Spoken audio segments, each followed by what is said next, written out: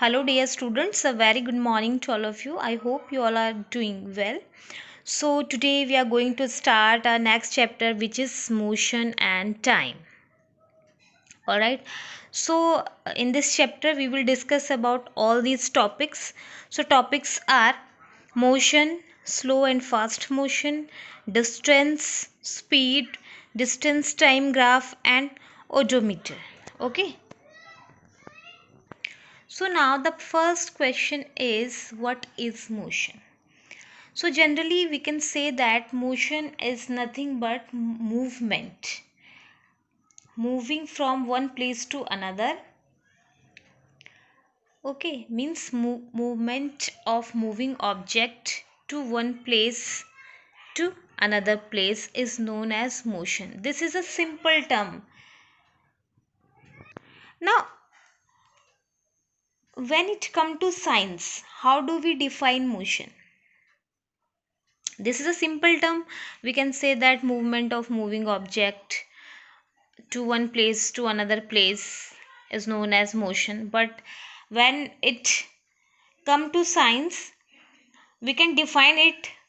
It is a change of position with time. So what does this mean? Here we take the example of moving car. Okay.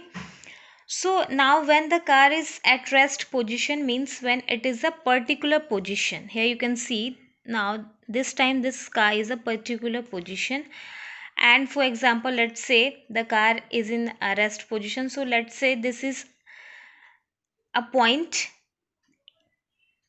This is point A. Alright, and here the car is in rest position. But what happens when a car start moving? Now when this car start moving, its position is changed, right? Now suppose car is in position B. So here you have seen the position of the car changed from A to B with time. So as time is passing, the position of car is changed. Okay. So here the car is in motion. So anything which is moving, anything which is undergoing a change in position with time is said to be in motion. All right. For example, you playing, you running. Obviously, when you playing, you are in motion because your position is changing with time. Your hand are moving, your hands are moving, your legs are moving. So obviously, you are in motion, right? And when you running, so when you run, you move from one place to another. So here is also position changes, right? Position changes with time, so you are in motion. So these are the some common example of motion which we have seen around us. Now let's talk about the motion of the earth. So the entire earth is in motion. So how the earth is moving? Rotation of the earth around its axis. So we all know earth is a planet, and all the planet moves around sun. So this is the sun, suppose, and this one is the earth. Now this earth is move around with a sun. In that case what happens? There is a change in position of the earth with time. So the earth is in motion, and also the earth rotate around its own axis. Okay, means rotation of earth around its axis is a motion, and revolution of earth around the sun. You know that all the planet revolves around the sun, so earth is also revolve around the sun. So here is also a movement of a earth with a time. So that means earth is change in position with time. So rotation of a earth around its axis is a motion, and revolution of earth around the sun is also a example of motion.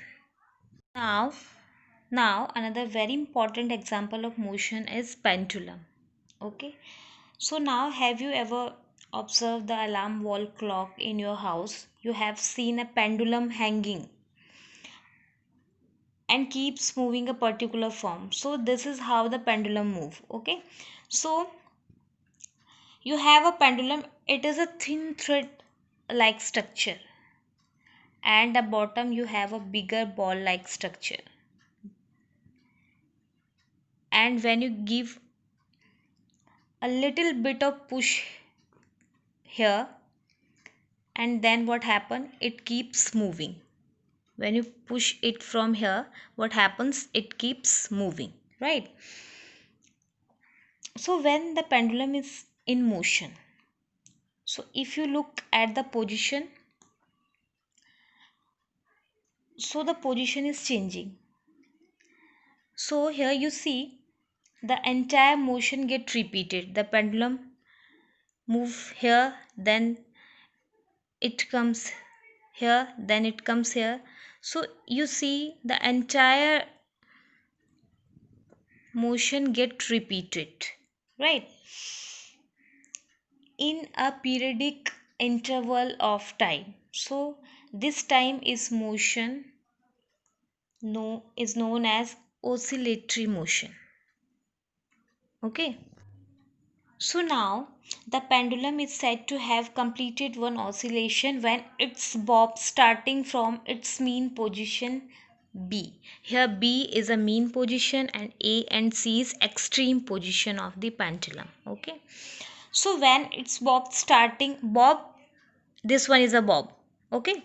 So when its bob starting from its mean position B moves to A to C and back to B, the pendulum also completed one oscillation when its bob moves from one extreme position A